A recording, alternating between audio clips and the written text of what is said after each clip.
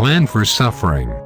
We work hard and suffer much in order that people will believe it, for our hope is in the living God who died for all. 1 Timothy chapter 4 verse 9 and 10.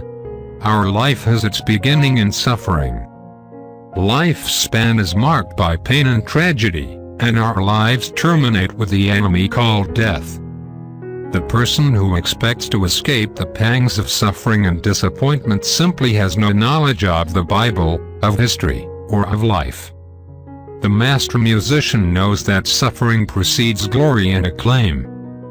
He knows the hours, days, and months of grueling practice and self-sacrifice that precede the 1 hour of perfect rendition when his mastership is applauded. The student knows that years of study, privation, and self-renunciation precede the triumphant day of graduation and honors. Yes, there are clouds of suffering for each one of us, but God says, "I come to you in the thick dark cloud of suffering." By faith you can see His blessed face in the storm. God has His plan and purpose in all suffering. Prayer for the day.